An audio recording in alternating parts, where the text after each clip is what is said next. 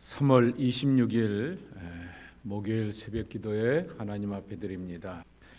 함께 기도할 지구촌의 미전도 종족은 인도네시아에 있는 다약파시르라고 하는 종족, 인도네시아에 6만 5천 명이 살고 있게 되고요. 나왕간이라고 하는 고유 언어를 사용하게 되며 이슬람이 많지만은 그래도 기독교인들이 3%, 철저한 복음주의자들이 0.63% 이렇게 일정 숫자를 이루고 있는 그러한 종족입니다. 다약 파시르 종족은 풍부한 천연자원과 비옥한 땅에서 그들의 삶에 만족하면서 더 나아지기를 원하지 않는다라고 말합니다. 일상적인 필요를 다 충분히 채우기 때문이다라고 하는 것입니다. 그러나 또 하나 결정적인 것은 교통적인 수단에 제한이 많아서 그들의 물건들을 이렇게 내륙으로 이렇게 팔아가고 또 해안으로 이렇게 해서 무역하는데 어려움들이 많은 것을 볼 수가 있게 됩니다. 토속적인 무슬림입니다. 전통적인 무슬림에다가 자기의 그런 해안가 농사를 짓는 그러한 가운데 속에 되었던 토속 신앙이 연결되게 되었던 무슬림이 연결되어 있어서 무슬림의 가르침을 따르기도 하지만은 조상들의 믿음을 이렇게 따르기도 하면서 주술적인 것들이 굉장히 강한 그러한 사람들이라고 하는 것입니다. 정글의 외딴 지역에 거주하여서 그들에게 다가가기가 어렵기도 하게 되지만 그들을 향하여서 섬겨가는 그들의 그 신실함을 통하여서 계속해서 복음의 귀하고 값진 역사들과 열매들이 맺어갈 수 있도록 위에서 기도해 주시기를 바랍니다. 노왕간 언어로 신약 성경만 일부만 번역이 되어 있고요. 온라인 성경은 준비가 되어 있지 않고 예수님의 영화나 오디오 설교는 그들의 언어로 볼 수가 있다고 합니다. 오늘은 요한복음 16장 마지막 부분입니다. 이것을 비유로 너희에게 일렀거니와 때가 이르면 다시는 비유로 너희에게 이르지 않고 아버지에 대한 것을 밝히 이르리라. 그날에 너희가 내 이름으로 구할 것이요 내가 너희를 위하여 아버지께 구하겠다 하는 말이 아니니 이는 너희가 나를 사랑하고 또 내가 하나님께로부터 온 줄 믿었으므로 아버지께서 친히 너희를 사랑하심이라. 내가 아버지에게서 나와 세상에 왔고 다시 세상을 떠나 아버지께로 가노라 하시니 제자들이 말하되 지금은 밝히 말씀하시고 아무 비유로도 하지 아니하시니 우리가 지금에야 주께서 모든 것을 아시고 또 사람의 물음을 기다리시지 않는 줄 아나이다. 이로써 하나님께로부터 나오심을 우리가 믿사옵나이다. 예수께서 대답하시되 이제는 너희가 믿느냐? 보라, 너희가 다 각각 제 곳으로 흩어지고 나를 혼자 둘 때가 오나니 벌써 왔도다. 그러나 내가 혼자 있는 것이 아니라 아버지께서 나와 함께 계시느니라. 이것을 너희에게 이르는 것은 너희로 내 안에서 평안을 누리게 하려 함이라. 세상에서는 너희가 환난을 당하나 담대하라, 내가 세상을 이기었노라.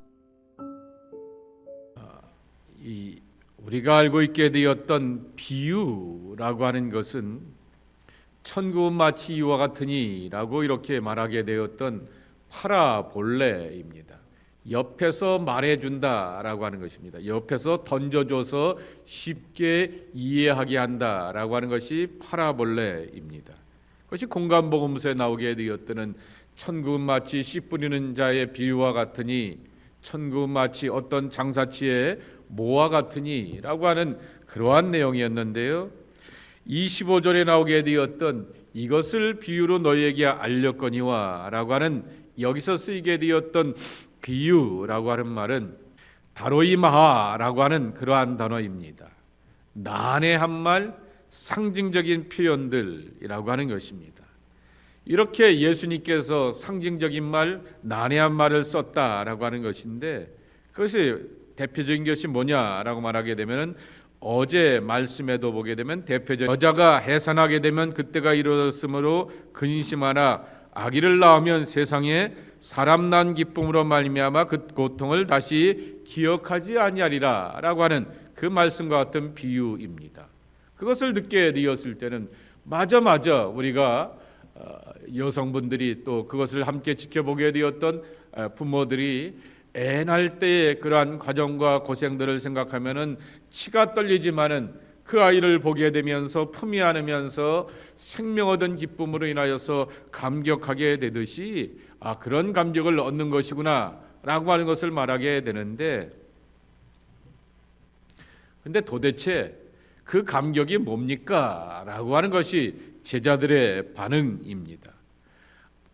하나님께서 주시는 기쁨이 그 도대체 뭔 거고, 하나님께서 주시게 되었던 감격스러운 것들이 우리가 이렇게 뭔지를 좀 잘 알고 싶습니다라고 하는 것이 이 제자들에게 다가오게 되었던 그러한 마음이라고 하는 것입니다.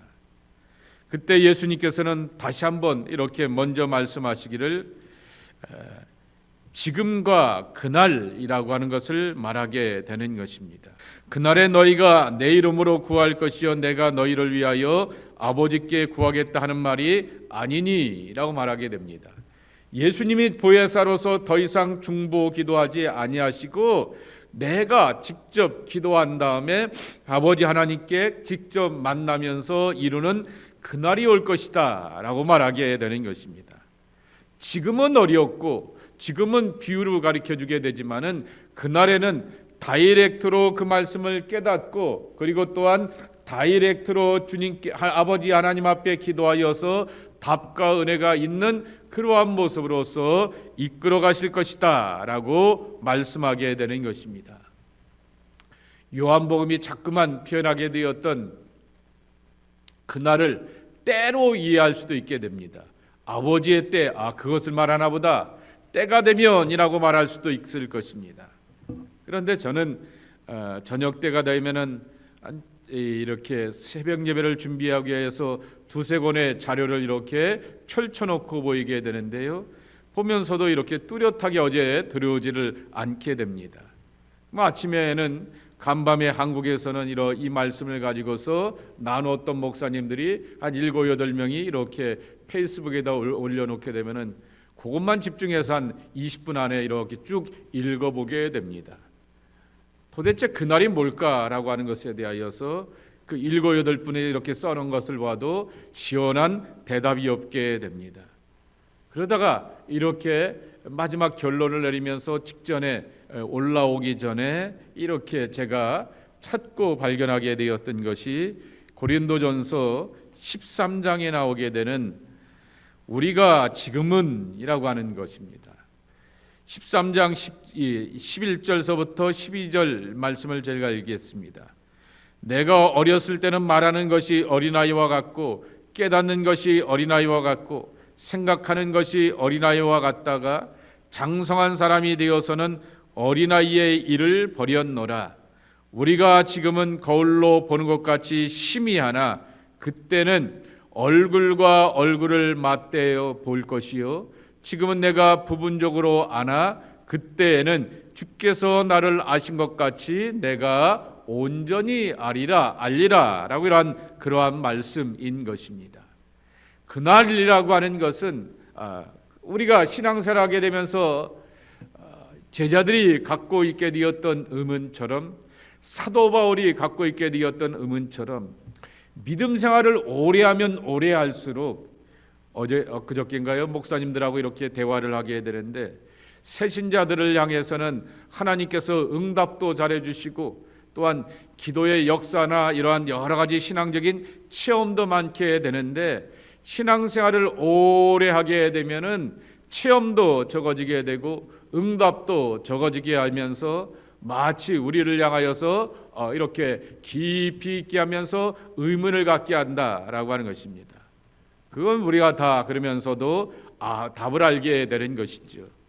60점짜리가 80점까지 올라가는 데는 쉽습니다. 그러나 95점짜리가 되어서 100점을 맞으려고 하게 되면은 엄청나게 노력을 하고 땀을 흘리고 애를 써도 그 올라가는 단계가 어려운 것처럼 일정 부분의 신앙생활에 그러한 정도가 올라가게 되면 정말 우리가 한창 어린 시절에 은혜 받던 그 모습처럼 은혜나 응답이나 역사가 쉽지 않은 그러한 모습들을 경험하게 되는 것이 같은 마찬가지의 이유라고 하는 것입니다.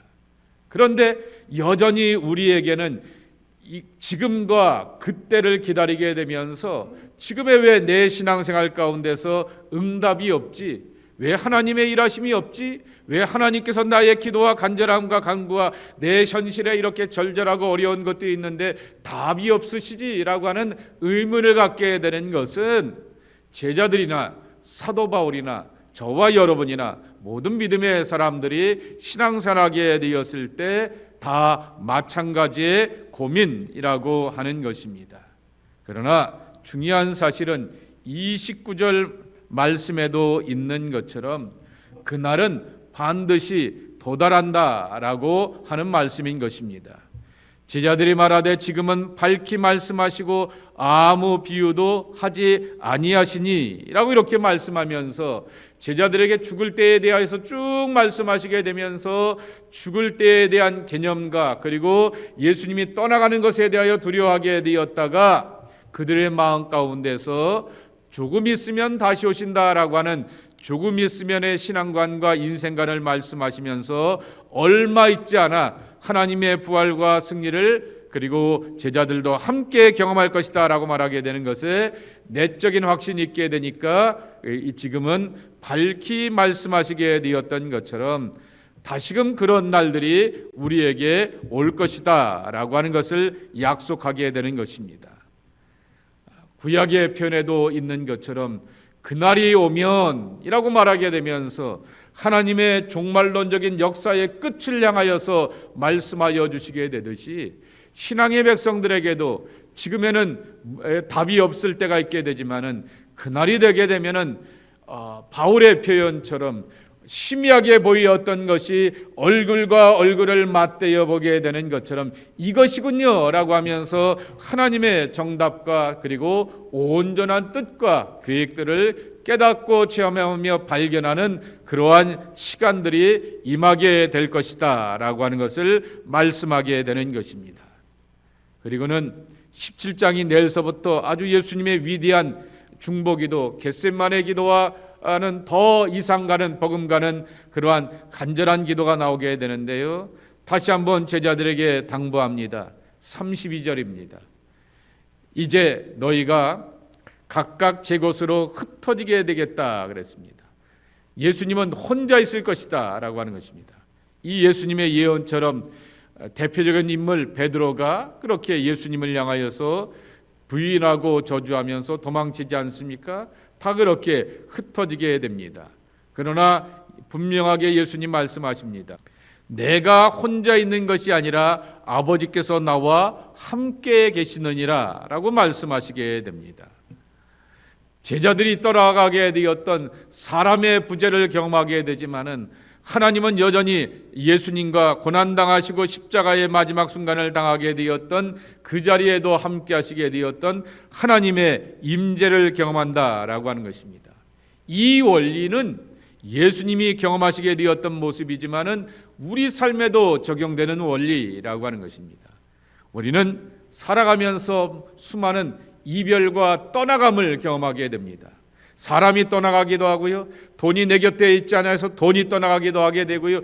이것은 내게 있어서 내게 유리한 것인데 유리한 것을 잡고 싶은데 그러한 것들이 떠나감을 그렇게 경험할 때도 있다라고 하는 것입니다. 그것 속에서 우리는 외로움을 느끼기도 하고 두려움을 느끼기도 하게 되지만은 예수님이 만나고 겪으셨던 것처럼 하나님 아버지가 여전히 예수님과 함께 하셨듯이 우리와 함께 하신다라고 하는 그러한 믿음의 확신과 고백이 예수님처럼 내 입술 가운데서 고백해야 한다라고 하는 것입니다. 임마누엘 되신 예수님이 여러분들과 늘 함께 하신 줄 믿습니다. 그러면서 하나 당부하시고 약속 주시는 것이 있습니다. 저희 군대에 있을 때 불렀던 아주 복음성가인데요. 아니 그 찬송을 이렇게 기억나게 되는 그러한 찬송인데요. 다윗과 요나단이 부르게 되었던 찬송인데 우리 다시 한번 이 말씀을 암송해 보도록 하겠습니다. 시작. 이것을 너희에게 이른 것은 너희로 내 안에서 평안을 누리게 하려 함이라. 세상에서는 너희가 환난을 당하나 담대하라. 세상을 이기었노라. 예, 한번 좀 이따가 끝나고 나시면서 집에 가실 때 구글링 하시면 유튜브에다가 다윗과 요나단의 이것을 너희에게 이르는 이렇게 한번 쳐보시기 바랍니다. 그 찬양 속에서 또 힘을 얻었으면 좋겠습니다. 여기서 기억해야 될 것은 너희는 내 안에서 평안을 누리게 한다라고 말씀하시게 되는 것입니다. 우리는 문제 해결이 되게 되고 어떠한 내가 원하는 것들의 열매와 성취가 눈앞에 손앞에 잡히게 되면 야 안심하고 살겠다라고 하는 그러한 답을 찾게 되었을 때 평안으로 생각하게 되는데 너희로 내 안에서라고 말하게 되면서 하나님이 주시는 평안은 관계적 평안이라고 하는 것입니다. 그것은 바로 그 앞에 있게 되었던 32절 말씀과도 연결되는 거지요. 사람들 다 떠나가게 되는데 그리고 누구에게 체포당하게 되어서 조롱과 수치 가운데 있게 되는데 어찌 그들을 향하여서 저들의 죄를 용서하여 주십시오. 아무것도 모르고 저렇게 하고 있습니다. 라고 기도할 수 있겠는가라고 하는 것입니다. 하나님이 여전히 예수님을 붙들고 계셨기 때문에 십자가상에서도 그렇게 기도할 수 있게 되었던 것은 하나님의 임재라고 하는 것이죠. 그래서 다시금 33절로 가게 되면은 너희로 내 안에서 평안을 누리려 하리라 라고 말씀하시면서 관계적인 평안이라고 하는 것을 우리에게 말씀하게 되는 것입니다. 두 번째로는 세상에서는 너희가 환난을 당하나 담대하라. 내가 세상을 이기었노라. 이미 세상을 이기셨기 때문에 우리가 환난을 당하지만은 나는 루저 이렇게 빅팀 마인드로서 패배자의 그러한 정신과 마인드로서 세상의 문제를 풀어가게 되면서 어렵고 힘들면 얘 때문에 그래요, 이것 때문에 그래요, 이것 때문에 그래요. 탓의 문화 속에서 이렇게 어렵고 힘든 것을 탓하며 사는 것이 아니라 예수 그리스도께서 이미 승리하셨기 때문에 능히 감당하며 헤쳐나가면서 하나님의 승리를 맛보며 산다라고 하는 것입니다. 그래서 이러한 표현이 있는 것을 보게 됩니다. 아주 좋은 표현이라 제가 아침에 읽고는 그대로 여러분들께 인용하게 됩니다. 하나님의 백성들은 for the victory가 아니라고 하는 것입니다. 승리를 위하여 사는 삶이 아니라 from the victory라고 하는 것입니다. 승리로부터 이미 출발하는 삶이다라고 하는 그 말씀이 이 33절의 말씀이라고 하는 것입니다. 예수께서 죽음과 재앙과 저주를 이기셨기에 그분으로부터 오게 되었던 평안과 은혜가 우리 가운데 있기에 세상을 이기는 자로부터 우리는 이미 출발한다라고 하는 것입니다. 그러한 평강과 기쁨이 예수 안에 머물고 거하는 하나님의 자녀들 가운데 함께할 것입니다. 이 약속의 말씀을 붙들고 의지하면서 오늘 하루도 승리에 나가는 주의 사람들이 저와 여러분의 모습이 되기를 예수님의 이름으로 간절히 축복합니다. 하나님 아버지 감사합니다. 하나님이 주시는 승리와 평안을 우리가 맛보면서 이 세상을 이기는 자로 살아가는 주의 지체들 되기를 소망합니다.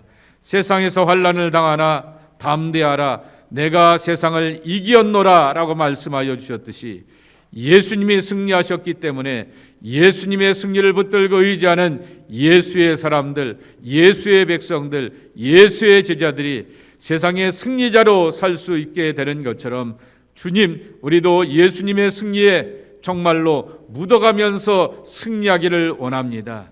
초대교회 교회들이 그리고 사도행전에 나오게 되었던 사도들이 예수 부활과 승리의 능력을 가지고서 하나님의 담대한 복음을 전하면서 이기는 자로 살게 되었듯이 환경과 사람들 앞에서 굴복당하지 아니하고 이기는 자로 살아가는 주의 백성들 될 수 있도록 하나님 아버지 도와주시옵소서. 은혜 허락하여 주시옵소서. 아버지의 도움의 손길 가운데 삶의 승리를 날마다 경험하며 승리하는 주의 지체들이 되게 하여 주옵소서. 예수님의 이름으로 축복하며 기도하옵나이다. 아멘.